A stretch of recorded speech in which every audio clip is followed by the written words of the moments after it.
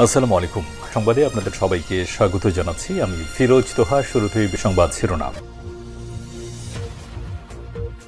বাংলাদেশের সর্বশেষ গুরুত্বপূর্ণ আপডেট সংবাদে আপনাকে স্বাগত। শুরুতেই সংবাদ শিরোনাম, পরে বিস্তারিত। শুরুতেই জানাবো, হাসিনার বারবার অনুরোধ সত্ত্বেও কেন বিমান পাঠায়নি ভারত। শেখ হাসিনাকে অনেক যুগ ধরে আয়রন লেডি হিসেবে বর্ণনা করেছিলেন অনেকে। 15.5 বছর যাবৎ দুর্দান্ত প্রতাপের সঙ্গে ক্ষমতায় টিকে থাকা একজন প্রধানমন্ত্রী এভাবে দেশ ছেড়ে পালিয়ে যাবেন সেটি অনেকেই ধারণাও করতে পারেনি। বাংলাদেশের ইতিহাসে ক্ষমতাচ্যুত হবার পর কোনো ব্যক্তি এভাবে দেশ ছেড়ে পালাতে বাধ্য হয়নি। এ ব্যাপারে যুগান্তরের একটি গুরুত্বপূর্ণ প্রতিবেদন আপনাদের জানাবো, সঙ্গেই থাকুন। এরপর জানাবো, ভুল চিকিৎসায় শিক্ষার্থীর মৃত্যুর অভিযোগ, প্রতিবাদে ন্যাশনাল মেডিকেলের সামনে বিক্ষোভ। ডাক্তার মাহবুবুর রহমান মোল্লা কলেজের অভিজিৎ হালদার 18 নামে এক ছাত্রের ভুল চিকিৎসায় তার মৃত্যুর অভিযোগ উঠেছে। এই ঘটনার প্রতিবাদে রাজধানীর ন্যাশনাল মেডিকেল কলেজ হাসপাতালের প্রধান ফটক আটকে ভাঙচুর করেছে শিক্ষার্থীরা। এদিকে শেখ হাসিনার ছবিতে হাহারিয়াক, ছাত্রদল কর্মীদের বেধড়ক পেটালো ছাত্রলীগ। পিরোজপুরে নেছারাবাদে ফেসবুকে শেখ হাসিনার ছবিতে হাহারিয়াক দেওয়ার ঘটনায় ছাত্রদলের 3 কর্মীকে বেধড়ক মারধরের অভিযোগ উঠেছে ছাত্রলীগের 3 কর্মীর বিরুদ্ধে। এদিকে সোমবার ডিএমপির সঙ্গে বৈঠকে বসছেন অটোরিকশা চালকেরা।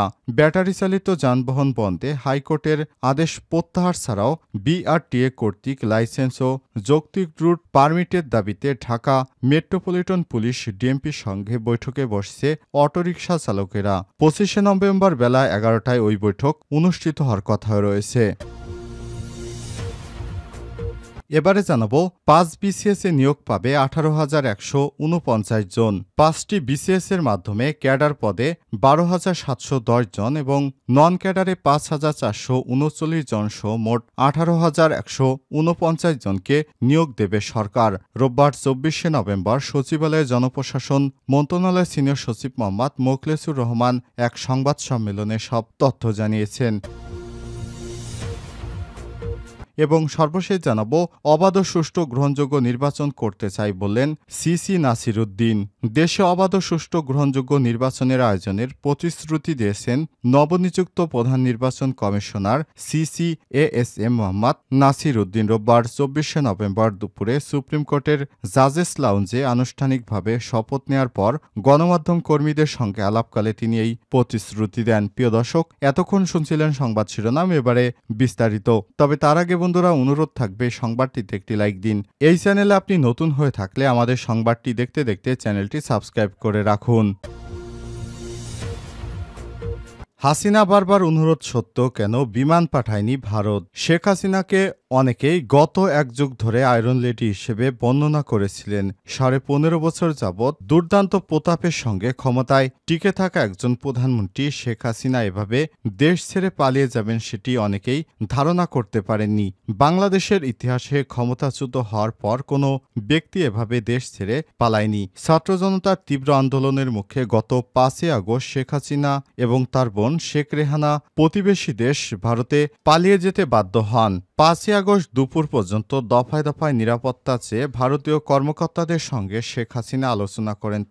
তিনি বলেছিলেন ঢাকার কোনো বিমানে চড়তে তিনি নিরাপদ বোধ করছেন না। এর মধ্যে নিরাপত্তা উপদেষ্টা অজিত দোভাল অন্যতম। দোভালকে হাসিনা একাধিকবার ফোন করেন। তিনি বলেন, আমি দেশ ছাড়ার সিদ্ধান্ত নিয়েছি। এই মুহূর্তে আমার সামনে আর কোনো উপায় নেই, কারণ জনগণের পাশাপাশি সেনাবাহিনীরাও আমার বিপক্ষে চলে গেছে। এ অবস্থায় প্রাণ বাঁচতে হলে আমাকে দেশ ছাড়তে হবে। তাই ভারত যদি বিমান পাঠায় তাহলে আমি নিরাপদে দেশ ছেড়ে পালাতে পারবো। তবে হাসিনার অব্যাহত অনুরোধ সত্ত্বেও ভারত থেকে বিমান আসেনি কেন, ভারত বিমান পাঠায়নি তা নিয়ে এখনো বিস্তর আলোচনা রয়েছে। জনশ্রুতি রয়েছে হাসিনার এই অনুরোধের পরিপ্রেক্ষিতে দোভাল নাকি বলেছেন, আমরা দেখছি কি করা যায়।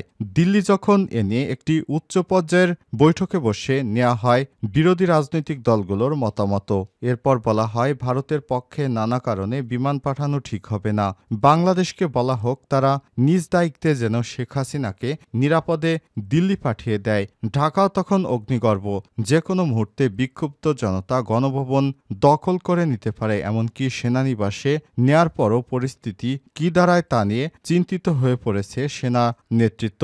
এমন অবস্থায় হাসিনার নিরাপত্তা দেয়া সেনাবাহিনীর পক্ষে কঠিন হবে। বিক্ষুব্ধ জনস্রোত মোকাবেলা করতে গেলে হাজার হাজার মানুষের প্রাণহানি ঘটবে এবং শেষ পর্যন্ত এমন আছে সেনাবাহিনীর সদস্যরা এই বিক্ষুব্ধ জনতার হাতে তাদের পতন হতে পারে। ওদিকে ভীত সন্ত্রস্ত হাসিনাও দেশ ছাড়ার ব্যাপারে মরিয়া। বারবার সেনা প্রশাসনকে সিদ্ধান্ত নেয়ার অনুরোধ জানান তিনি। বলেন যে করেই হোক তাকে যেন তারা দ্রুত দিল্লি পাঠানোর ব্যবস্থা করে।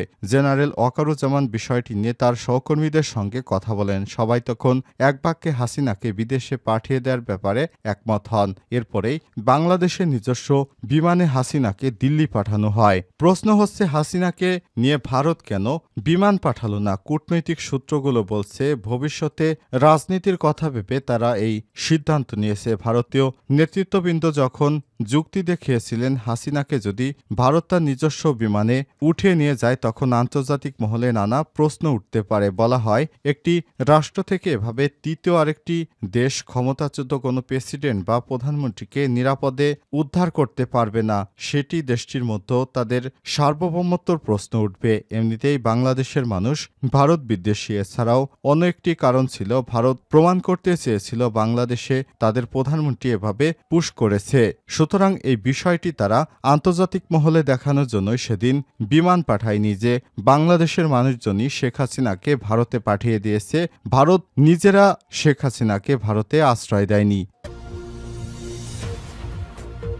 ভুল চিকিৎসায় শিক্ষার্থীর মৃত্যুর অভিযোগ, প্রতিবাদে ন্যাশনাল মেডিকেলের সামনে বিক্ষোভ। ডাক্তার মাহবুবুর রহমান মোল্লা কলেজের অভিজিৎ হালদার 18 নামে এক ছাত্রের ভুল চিকিৎসায় মৃত্যুর অভিযোগ উঠেছে। এই ঘটনায় প্রতিবাদে রাজধানী ন্যাশনাল মেডিকেল কলেজ হাসপাতালের প্রধান ফটকাটকে ভাঙচুর করেছে শিক্ষার্থীরা। রোববার 24 নভেম্বর দুপুর 1টায় রাজধানীর পুরান ঢাকায় অবস্থিত হাসপাতালের সামনে লাঠিসোঁটা হাতে শিক্ষার্থীরা অবস্থান নেন। পরিস্থিতি মোকাবেলায় ঘটনাস্থলে অতিরিক্ত পুলিশ মোতায়েন করা হয়েছে।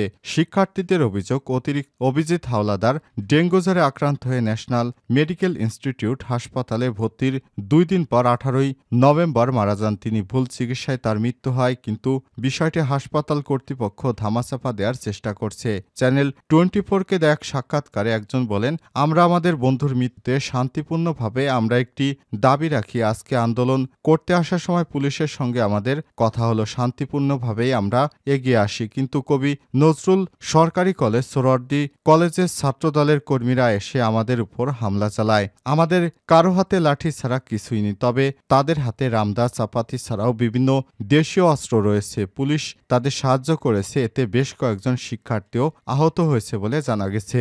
এদিকে ন্যাশনাল মেডিকেল ইনস্টিটিউট হাসপাতালের উপপরিচালক প্রশাসন ডাক্তার রেজাউল হক বলেন, গত 16 নভেম্বর সকালে অভিজিৎ হালদার নামে এক শিক্ষার্থীকে জরুরি বিভাগে আনা হয়। পরে পরীক্ষা নিরীক্ষার পর তার ডেঙ্গু ধরা পড়ে। পরে তাকে মেডিসিন বিভাগে ভর্তি করা হলে তার চিকিৎসা দেওয়া হয় এবং চিকিৎসা চলাকালে তার মৃত্যু হয়েছে। শেখ হাসিনা ছবিতে হাহা রিয়াক্ট দেয় ছাত্রদল কর্মীকে বেধড়ক পেটালো ছাত্রলীগ। পিরোজপুরের নেসারাবাদ ফেসবুকে শেখ হাসিনা ছবিতে হাহা রিয়াক্ট দেওয়ার ঘটনায় ছাত্রদলের 3 কর্মীকে বেধড়ক মারধরের অভিযোগ উঠেছে ছাত্রলীগের 3 কর্মীর বিরুদ্ধে। সকালে জুলুহার বাজারে এই ঘটনা ঘটে। আহতরা ছাত্রদলের কর্মী হলেন মোহাম্মদ হাসান, সিয়াম ও রিয়ান। অন্যদিকে অভিযুক্তরা হলেন উপজেলা জুলুহার গ্রামের মোহাম্মদ শহীদুল ইসলামের ছেলে মোহাম্মদ রিয়াদ, মুজিবুর রহমানের ছেলে সিয়াম এবং ফারুক হোসেনের ছেলে ফারজু। অভিযুক্তরা সবাই সমুদায় কাঠি ইউনিয়নের 6 নং সক্রিয় ছাত্রলীগের কর্মী। হামলায় আহত ছাত্রদল কর্মী সিয়াম শেখ অভিযোগ করে বলেন, জুলহার গ্রামের আওয়ামী লীগ নেতা মুজিবুর রহমানের ছেলে রিয়াদ সামাজিক যোগাযোগ মাধ্যম ফেসবুকে শেখ হাসিনা ছবি পোস্ট করেন। সেই ছবিতে আমরা হাহা রিয়াক্ট দিয়েছিলাম। এ কারণে রোববার সকালে জুলুহার বাজারে রিয়াদ, সিয়াম, ফারজু সহ 10 থেকে 12 জন ছাত্রলীগের লোকজন রড দিয়ে আমাদের উপর হামলা চালায়। অপর আহত ছাত্রদল কর্মী মোহাম্মদ হাসান বলেন, রিয়াদ তার বাহিনী নিয়ে আমাদের উপর হামলা চালায়। সমুদায় কাঠি ইউনিয়ন বিএনপির সাধারণ সম্পাদক মোহাম্মদ আক্তার হোসেন বলেন, তারা ক্ষমতায় না থেকেও আমাদের ছাত্রদলের ভাইদের উপর হামলা চালাচ্ছে। ক্ষমতায় থাকাকালীন গোটা ইউনিয়নে রিয়াদ ও তার সন্ত্রাসী বাহিনী কার্যক্রম করে বেরিয়েছে। আইনের মাধ্যমে তাদের দৃষ্টান্তমূলক শাস্তি হওয়া দরকার। সোমবার ডিএমপির সঙ্গে বৈঠকে বসছে অটোরিকশা চালকেরা। ব্যাটারি চালিত যানবাহন বন্ধে হাইকোর্টের আদেশ প্রত্যাহার ছাড়াও বিআরটিএ কর্তৃক লাইসেন্স ও যৌক্তিক রুট পারমিটের দাবিতে ঢাকা মেট্রোপলিটন পুলিশ ডিএমপির সঙ্গে বৈঠকে বসছে অটোরিকশা চালকেরা। সোমবার 25শে নভেম্বর বেলা 11টার পর ওই বৈঠক শুরু হওয়ার কথা রয়েছে। অন্যদিকে 2 মাসের মধ্যে বিআরটিএর লাইসেন্স না দিলে আগামী 4 ফেব্রুয়ারি শহীদ মিনারে গণজমায়েতের ঘোষণা দিয়েছে অটোরিকশা চালকেরা। আজ রোববার 24শে নভেম্বর বেলা 11টার দিকে এই বিষয়ে সিদ্ধান্ত জানানো হয়েছে।